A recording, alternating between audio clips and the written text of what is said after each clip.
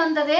இந்திய வரலாற்றில் ஒரு மாநிலத்தில் குறிப்பிட்ட இந்த கிளாஸுக்கு போய் தான் நாங்க ஜெயிச்சோம், இந்த கோச்சிங் கிளாஸ் போய் ஜெயிச்சோம் சொல்லக்கூடிய வரலாற்றை நம்ம பார்த்திருப்போம். ஆனால் முதல் முறையாக தமிழ்நாடு அரசின் சார்பில் நம்முடைய முதல்வர் கொண்டு வந்த நான் முதல்வன் திட்டத்தில் படித்து வெற்றி பெற்ற 60 பேரில் 56 தோழர்கள், சகோதரிகள் நான் முதல்வன் திட்டத்தில் பயிற்சி பெற்றவர்கள். அது முடிஞ்ச பிறகு அவங்க பேட்டி கொடுக்கறப்ப அந்த சகோதரர் சொல்றாரு, எங்க அப்பா செங்கல் சூளையில வேலை பார்க்கறாரு, தமிழ்நாட்டினுடைய வரலாறு என்னன்னு கேட்டா நீலாம் படிச்சு கலெக்டராக போறியான்னு நம்மளை பார்த்து கேட்டிருப்பாங்க.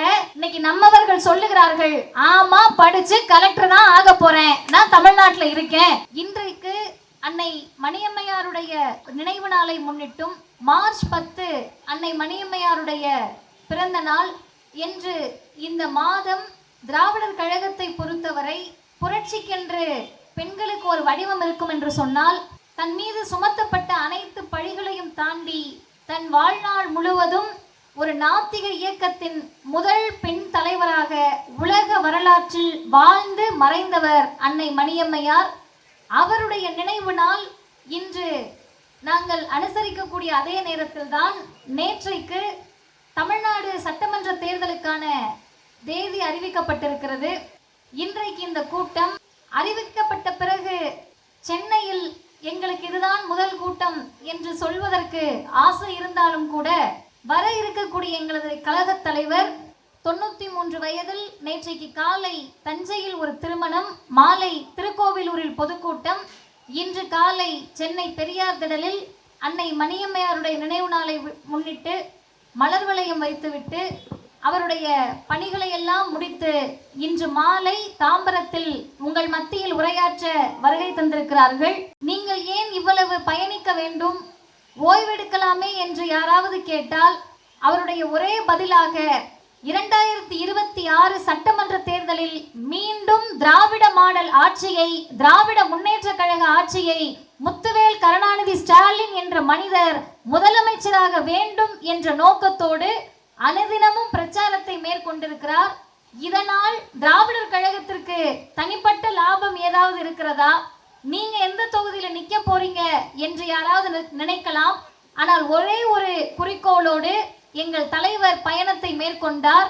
அது என்ன குறிக்கோள்னு கேட்டா, பெருசா ஒன்றும் இல்லை, இந்த தாம்பரம் எங்களுக்கு பழக்கப்பட்ட பகுதி, இங்க நாங்க வந்தவுடனே முதலில் எங்கள் கண்களில் படுவது இங்க உழைத்து கொண்டிருக்கக்கூடிய காய்கறி விற்கிற, பழக்கடை வச்சிருக்க, டீ கடை வச்சிருக்க, சின்ன சின்ன கடை வச்சிருக்க, பூ கட்டி வித்துக்கிட்டு இருக்க அக்கா, இவங்க எல்லாரும் தான் நம்ம கண்ணில் படுவாங்க.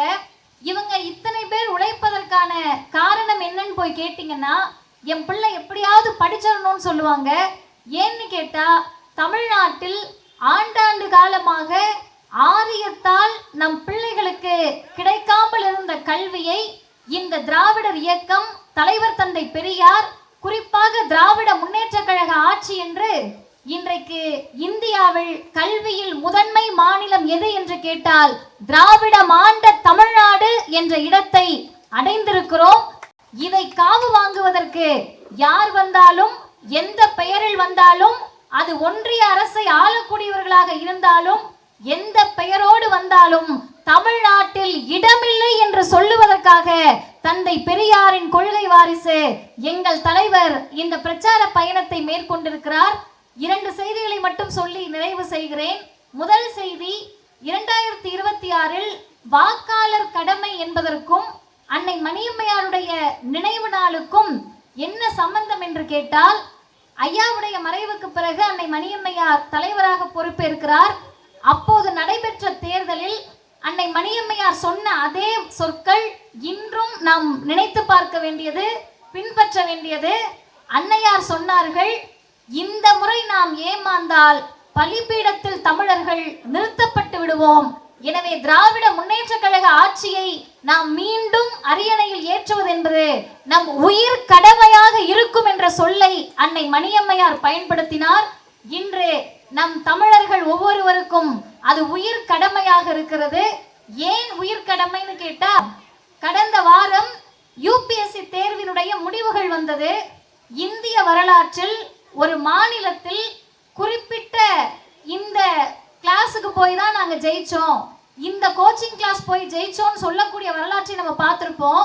ஆனால் முதல் முறையாக தமிழ்நாடு அரசின் சார்பில் நம்முடைய முதல்வர் கொண்டு வந்த நான் முதல்வன் திட்டத்தில் படித்து வெற்றி பெற்ற 60 பேரில் 56 தோழர்கள் சகோதரிகள் நான் முதல்வன் திட்டத்தில் பயிற்சி பெற்றவர்கள்.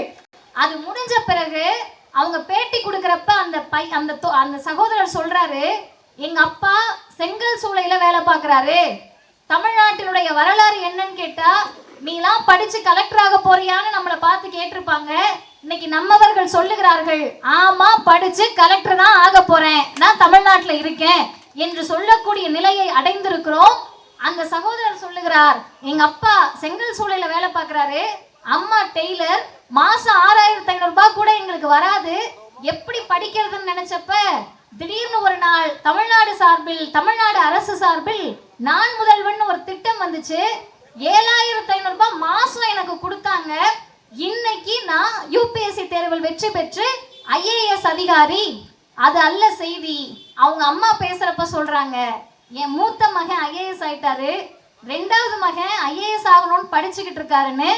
வீட்டில் இருக்கக்கூடிய 2வது பிள்ளைகளும் IAS ஆகணும்னா மீண்டும் திராவிட மாடல் ஆட்சிதான் தேவை, தமிழ்நாட்டுக்கு முத்துவேல் கருணாநிதி ஸ்டாலின் தான் முதலமைச்சராக தேவை என்பதை தமிழ் சமூகம் புரிந்து கொள்ள வேண்டும்.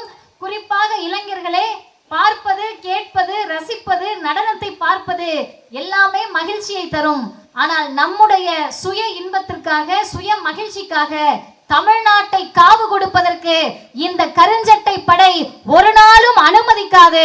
வீதி வீதியாக செல்லுவோம், வீடு வீடாக செல்லுவோம், ஊர் ஊராக செல்லுவோம், தொகுதி தோறும் செல்லுவோம். தமிழர் தலைவர் ஆசிரியர் தலைமையில் 2026 சட்டமன்ற தேர்தலில் மீண்டும் திராவிட முன்னேற்ற கழக தலைமையிலான அரசு ஆட்சி அமையும் வரை போராடுவோம் என்று சொல்லி முடிக்கிறேன். வாய்ப்புக்கு நன்றி, வணக்கம். வாழ்க பெரியார், வளர்க பகுத்தறிவு.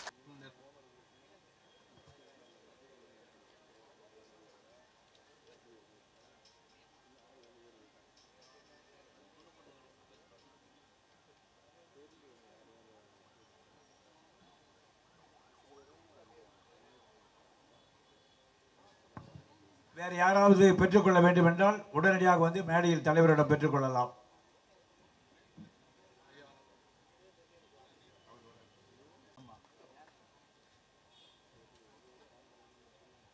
தோழர் குணசேகரன் விடுதலை சந்தா வழங்குகிறார்கள். மேடையில் தற்போது வந்திருக்கிற தோழர்கள் தவிர மற்றவர்கள் தமிழக தலைவர் ஐயா ஆசிரியர்களுடைய உரைக்கு பிறகு புத்தகங்களை பெற்றுக்கொள்ளலாம்.